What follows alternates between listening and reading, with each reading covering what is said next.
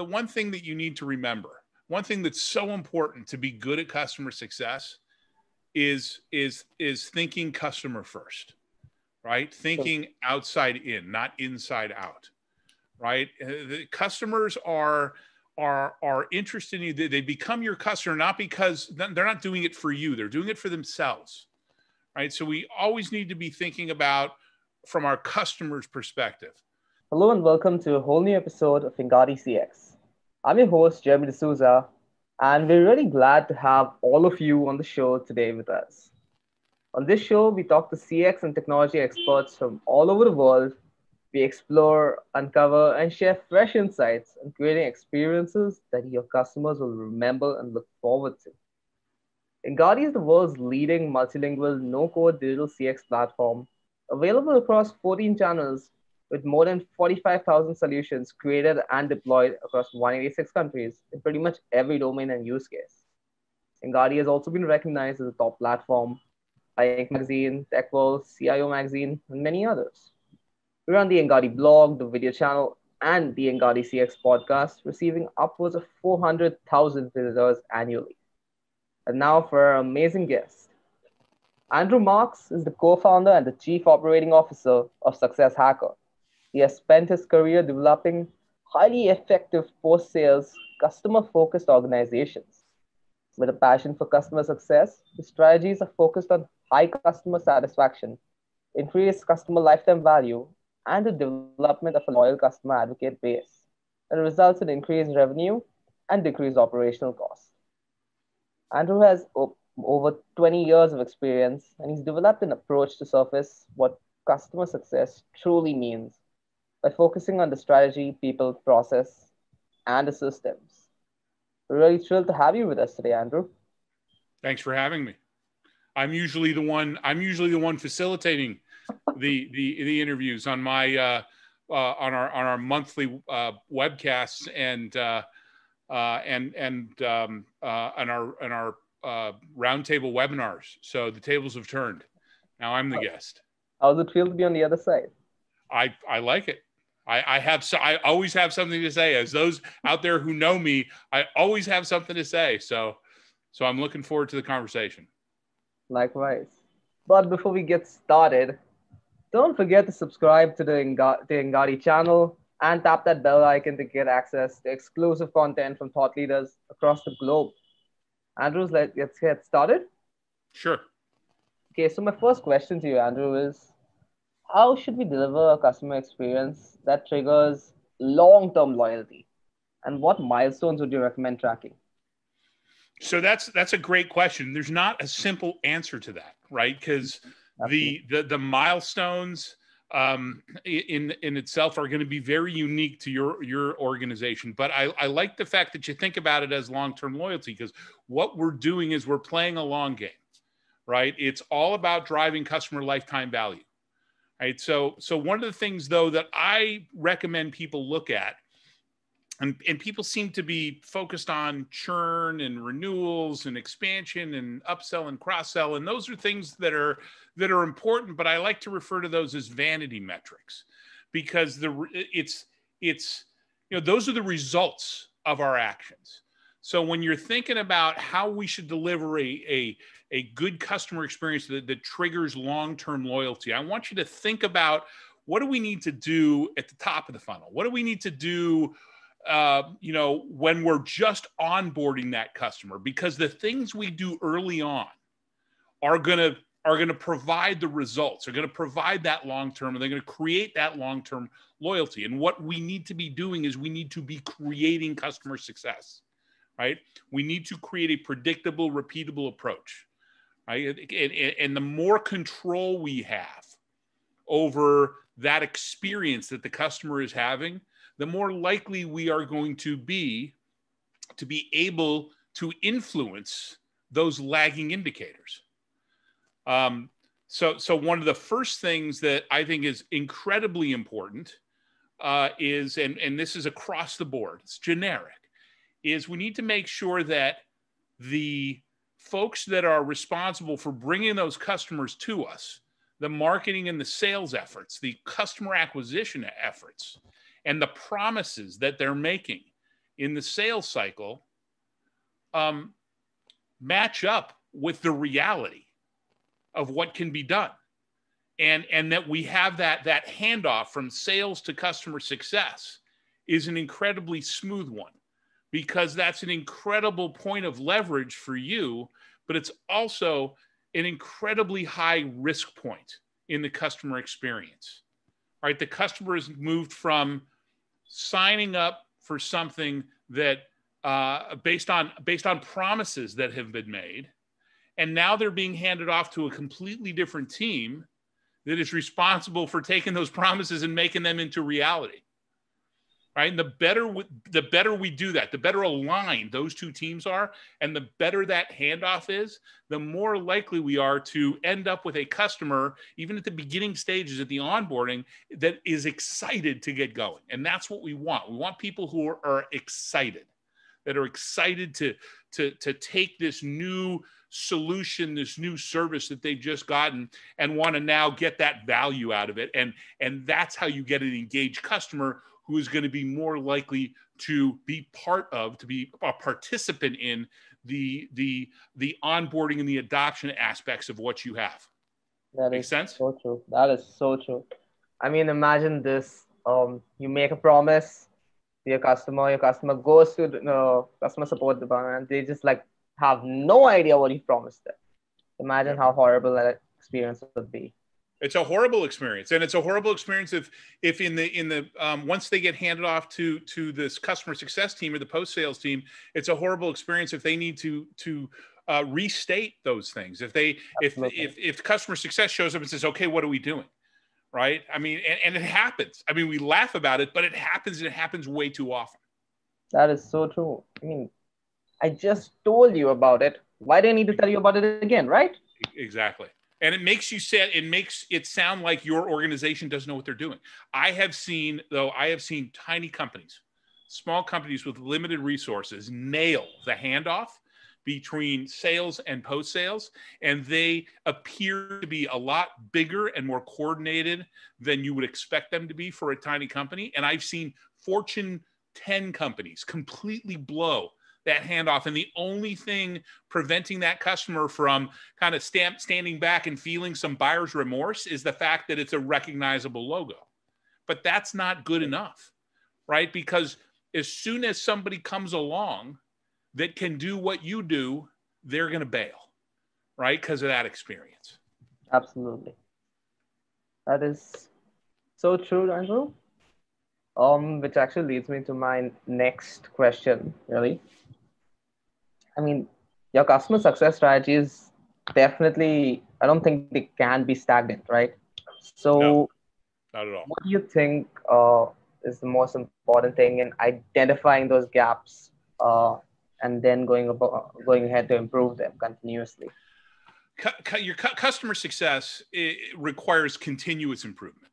You can't, to your point, you can't just set it and forget it, right?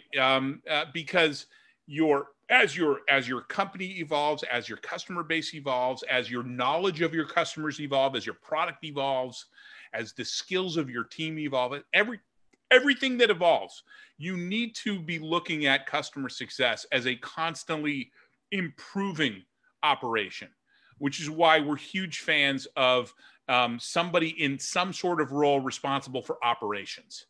And their job is to just be looking at what's happening, what's putting process in place, and then constantly fine tuning and adjusting and improving that process based off of what we learned. I mean, that is a motion that we need to get into, not just in customer success. We need to get in that motion in sales and marketing and product development from the things that we learn from our customers. There has to be this feedback loop. And it's not good enough just to have the loop, but we have to do something with the information that we've learned, and whenever possible, on the customer success side is meter things, is come up with some sort of metrics to track things, right? I'm a big believer in not just, a lot of companies are focused on metering customer use, product usage, right? And NPS and all of these things about customer health. What we also need to be doing is we need to be metering, we need to be tracking how our own folks are delivering customer success. Are people delivering the right things in the right ways at the right times?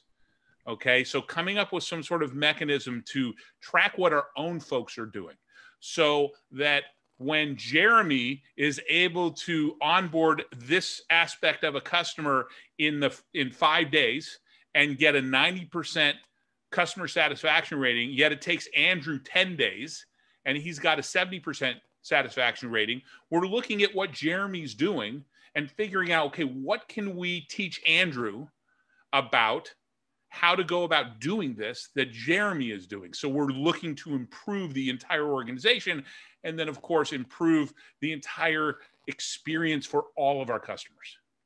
That makes so much sense. Like, don't just track what happens, track what you're doing to make it happen, right? Exactly. Don't just track what happens, track what you're doing to make it happen.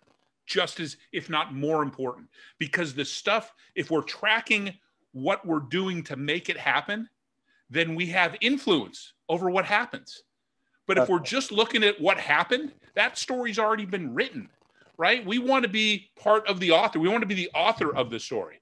But if we're not tracking how we're delivering it, then we're not going to be able to influence the outcome. Absolutely. Then you're just sitting around wondering for hours on end, okay, why did this just happen? Exactly. Okay, now, Andrew, my next question to you is, even though you mentioned that churn is something of a vanity metric, how would you say business should go around helping customer success and reducing churn? Just like what I mentioned, right? If you're not just looking at churn, but you're looking at what are the things that we're doing, right? So what are we doing to meter, monitor? Are the right people doing the right things in the right ways at the right times? The better we understand that, the better and the more control we have over customer success, over manufacturing success. Success should be almost like a manufacturing line. That's what our playbooks are. That's what our process is. Yep. And it could be something as simple as a punch list. It could be something more complicated, the very detailed list of tasks with dependencies. But we should have some sort of idea of how we're going to go about achieving the customer's desired outcome, right? You want to reduce churn?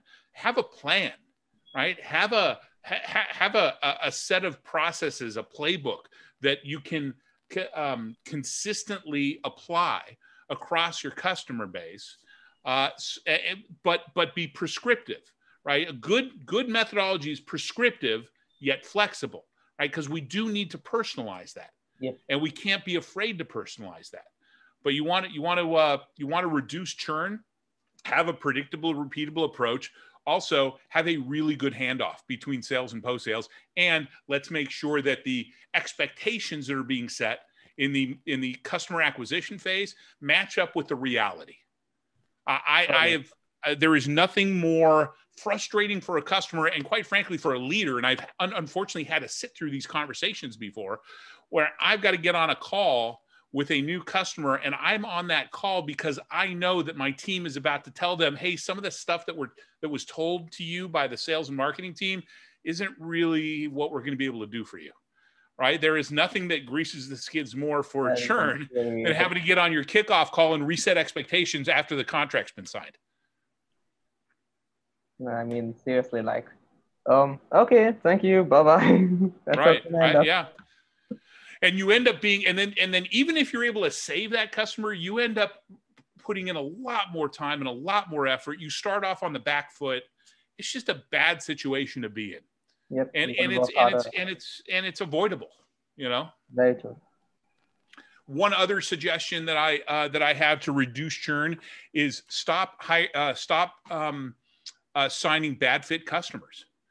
There are some situations where we want to sign a bad fit customer, and it's justified to sign a bad fit customer. Maybe they've got a particularly impressive logo and we want to leverage that. And while we know that we're going to probably never have the unit economics to justify having this customer. There are reasons, right? There are reasons that we want them to be part of our customer base. Maybe they're in a vertical that we want to get into, and we know that it's going to be an uphill battle to get them to be satisfied, but we're going to learn a lot in the experience.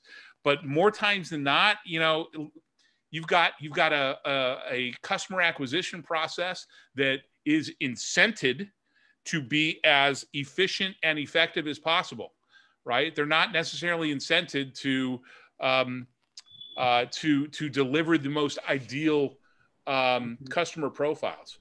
They also sometimes don't really understand what the ICP is. Right? We may have set a stake in the ground and said, here's what our ideal customer profile is at this point in the evolution of our company. But 18 months later, that ICP is likely to have moved, to have shifted.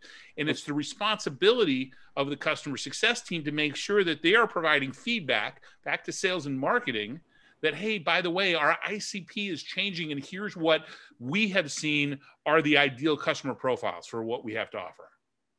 Absolutely. It makes so much sense. And a bad fit customer honestly, it should be an exception rather than, just go out and chase whoever you can. No, getting a bad fit is like the exception to the rule, right? Right. Yep. Yeah, exactly. It should be the exception to the rule. So Andrew, my next question to you is, what role would you say the digital technologies play in improving customer success? I definitely think that digital technologies play an important role in improving customer success. It just depends how much, and we don't want to over automate. Yeah. But I think that digital technologies definitely play a complementary role in customer success for sure. I've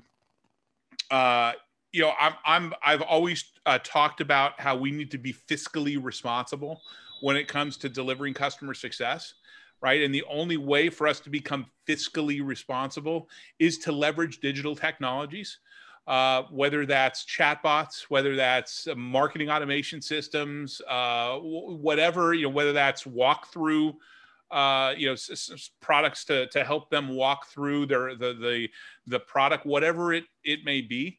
Maybe it's even a learning management system. So that I had one client that was telling me that they had a real problem trying to scale the team. And I said, well, you don't want to scale it by just throwing bodies at it. That's not solving the problem. So how about doing this? How about they had these seminars that they would do with individual customers. Says, how about taking one of those seminars, recording it, and using that and playing that to large groups of people. Right. And then having your folks, instead of them delivering that seminar, as they're consuming the pre-recorded seminar, those people can be available to answer specific questions. Yeah. Right. It's just one idea, one way of leveraging a digital technology to allow you to scale your business more effectively. Yeah, absolutely. It's kind of about using digital tools to be more efficient while maintaining that human element. You can't completely kick it out, right? And that's the key, is you can't, there are definitely, especially for kind of the lower tier customers that you have, that you're not going to be able to spend a whole lot of time, if any. The human element's going to be able to spend a whole lot of time, if any, on them, especially proactively. Digital technologies are great for that. But yes, there always will be some sort of human element, right? It's a people, customer success, especially in B2B software, is a people issue, right? That's why we are experiencing such a surge in our business, right? We do coaching and training, but it's for people. It's for the customer success managers, the individuals, right? And leaders, customer success leaders, are actually getting budget to train their folks, which makes sense because it's a people problem. It's a people situation. True. And digital tools are actually supposed to supplement the people rather than replace them. Like a bot would probably be there when your people are either flooded with work or they're offline. And honestly, a live chat tool could probably come in and help you talk to 4 customers at a time instead of just spending it on one. It's Right. about helping people. Yeah. Bots, chat technology, whatever the digital technology is, definitely important to be a complement. We use bot technology ourselves, but it's a complement, right? It definitely helps. It helps us to scale. It helps us to support a growing customer base, for sure. There's definitely a place for it. I think there's an important place for the digital technology. Certainly. Andrew, are there any other thoughts that you'd like to share with the audience today? There's so many. We could spend another couple hours on this, right? Just I think what I want to leave people with is everything that I've said already, right? But also the one thing that you need to remember, one thing that's so important to be good at customer success is thinking customer first, right? Thinking outside in, not inside out, right? The customers are interested in you. They become your customer not because they're not doing it for you, they're doing it for themselves, right? So we always need to be thinking about, from our customers' perspective, how is what we're delivering going to affect them? How are they going to take this announcement that we're about to make? I do coaching on every Thursday. I have coaching cohorts 3 times a year. We do 12-week coaching programs, and we were talking about this yesterday on one of my cohorts. One of my customers' companies released this new product without basically just telling customers it was coming out, and it was going to result in not only a change of the product, but also a pretty significant change in price. And they did it all wrong, right? They didn't think customer first. They didn't think about, before they went ahead and did this, what's the customer going to think about what we're about to do? And that's something part of the equation for everything that you do that's customer facing. Remember, it's not about you, it's about your customer. Right? Whether it's the process that you use, the people that you hire, the marketing that you do, or the technology that you implement, the digital technology you implement to complement what you're doing. Always be thinking about, how is my customer going to perceive this? How is my customer going to react to this when you're making those decisions? And you'll be a lot better off. So it's all about trying to figure out how the customer would benefit from what you're doing rather than just doing it. Exactly. Thank you so much for your time, Andrew. Your insights were absolutely fantastic. And I know the audience is certainly going to love this interview. But where can they reach out to you? Where can they find you? Well, they can find me on LinkedIn. So find me on LinkedIn. I love getting the connections, and I'm happy to take connections from folks, and especially in the customer success community. If you want to connect, our website is successcoaching.co, where you can find lots of great resources if you're interested in educating yourself in customer success, taking some training. But even there's some free resources there. We got a job board. We got all sorts of really cool stuff. Also on the website, you can get access to our CSM Mastermind webinar series, our CSM Leadership Roundtable webinar series, as well as my webcast, soon to be podcast, which we have, I think, almost 70 episodes on there. And then, of course, drop me a line at andrew@successhacker.com. Absolutely. I'm sure everyone's going to be reaching out to you. You really have brilliant insights, Andrew. Okay, folks, we will be back with a new episode and a new expert really soon, so stay tuned. And if you haven't already, hit that subscribe button.